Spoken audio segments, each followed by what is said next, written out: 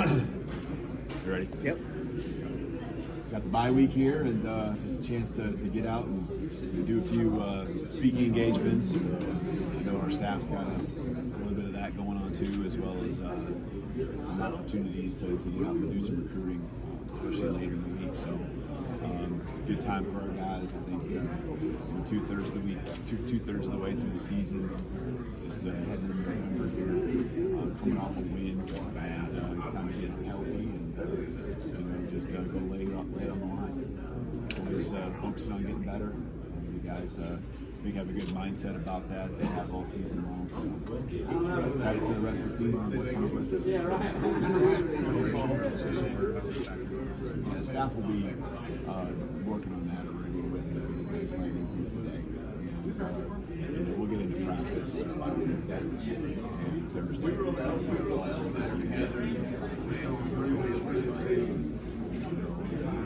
Give the day the guys to get it out as far as the players concerned. Coach, how big was that win now that you had a few days to look at it going into a bye week with what everyone's saying is a make or break game against LSU coming up? Yeah, that's the way we're looking at every single one of them. Got to be comfortable being uncomfortable. We preach that just as far as emphasizing strain. When it comes to just what we do every day, no matter what the situation is. But now we're really in that moment, and I thought we passed the first test as far as it being in that kind of time of being uncomfortable, and the guys really honed in on what they can control, and that was a lot of focus, all the work that's needed to prepare to be great on Saturday, and we took a step. Continue to be a work in progress. Will always be that way. I don't care how good you are. But I'm proud of the way that they have continued to respond each and every time and everything we ask them to do. Do you have a further update on Cole? And then also, just you've kind of used two guys in replacement of him in punt return. What do you see in punt return if he's not even playing? Yeah, I don't have an update on him. That'll probably be later today. And then, with Ryan and Bach in particular, just rotating those guys. Really, it's probably more about who we're comfortable with. There's a little bit with maybe what we're trying to do specifically, but it's just box, some we're very comfortable with, and rotate around into so both of them guys are trying. Are you looking to maybe settle on one, or do you like that rotation based on different situations in the game? Yeah, I think Bach was the first one to do out there, so and some of it might just be the situation. We're just looking to get it caught, or we're looking for an explosive play. Who seems comfortable out there? What's the week been like as far as those guys and the consistency? Cole's been that way, and that's why he was that guy. Until players comfortable with those guys. It seems like the scope of this type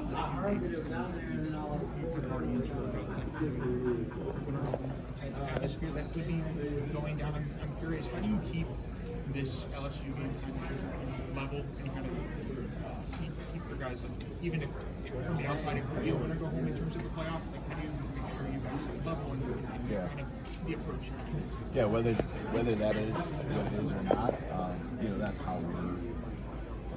that's how we're going to approach it, even though we really don't need to say too much in regards to that. We're just focusing on what we can do right now in the moment, and really honing in on the kind of the mindset that you're only as good as your last play, you're only as good as your last game. And so take the things and learn from the Missouri game just like we would everything else. But really, we got to go out and play our best game that we possibly can against LSU. And that goes back to the work that's got to be done between now and then. So the pressure is naturally going to be there for every game. We can't put added pressure onto ourselves. We just got to go out and play, be our best. That comes through confidence in the prep that we put in. Was crowd noise at all a factor in Tennessee? And then if so, what do you learn from it heading into another hostile environment in Tiger City? Yeah, you'd love to say it wasn't, but I think it was. I think there's right off the bat some issues with the snap count and things like that. So I think we worked into it.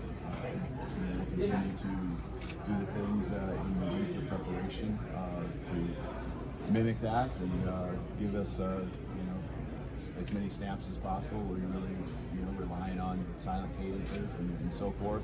Prepare for the hardest scenarios. And I felt like we did a good job of that, but we got in the moment and we struggled, especially early on. There was a pretty intense coaching moment you had with Rock Montgomery at the end of that game that was on TV. Kind of got up close to him. Just what was that about, and what was the message there? It was the 2-minute warning at the end of the game, yeah, with Rock. Oh, at the end of the game? Yeah. That drive with Ty kind of ran up the clock. I don't even remember. I think I do remember. Okay. Just things that are happening, that you just want to be better at. Just the moments that that we were going through, and I just felt like there was some things we could be better with how we were handling and being composed. And that's the expectation for everyone. It doesn't matter whether you're on the field the first snap, the end of the game, up or down. We just want to, we've been emphasizing doing things the right way and playing to the standard, and that's what that was all about. But Rock's a great kid. Gives everything he has to the program. So it's not specifically about him. It's just about everyone.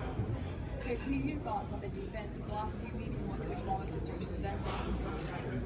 Just stay the course, and I think you see success come with guys working together. I thought they did a nice job trying to piece it together, especially going to the Tennessee week. You're always disappointed, especially when you come out short. But I thought the staff did a nice job trying to simplify things, move some pieces around. We had to have a plan A, plan B, plan C for guys in case injuries presented themselves in certain positions. But there's been some cross training of positions that I think guys really, you can kind of almost see that's going to be something that they might be down the road. I think we maybe envisioned that for some of them. We just have to get to some of those things sooner than what we probably anticipated right now. So the mindset, getting the shutout was big for them.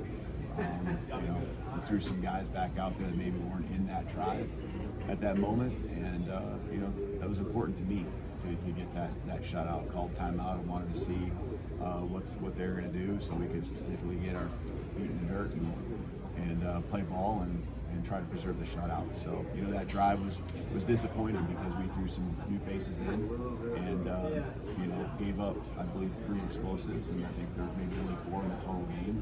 One before that. So, the expectation of 1 yard being too many is continuing to evolve, and that, giving up no points is what the expectation is for our defense. So I thought we took a step in the right direction there. We got to keep a lot of the turnovers and getting those takeaways has been huge, especially the last 3 weeks. So, I love that about what they're doing too. On Richard Young's long run, Ty Simpson almost matches him step for step, trying to make a block, I guess, downfield. Just how encouraging is that to see, and just what have you seen from him in just in terms of mental aspect? Yeah, I saw that too, and not just Ty, but that was a great effort on his end. We just got a lot of guys that just want it so bad for the team, and when they get their opportunities, and that was one for Ty, getting down the field, and he can run too, and we saw that. But just team players wanting to do everything they can to help their teammates out, and that was a great example. You give him a Gotta hard time cut it about off, guys, and get quarterback coach blocking inside. at all? Or? I'm going to be all about it. Okay. You got to be smart, right? But he's given great effort, and you never take that away from him. Thanks. Thank you.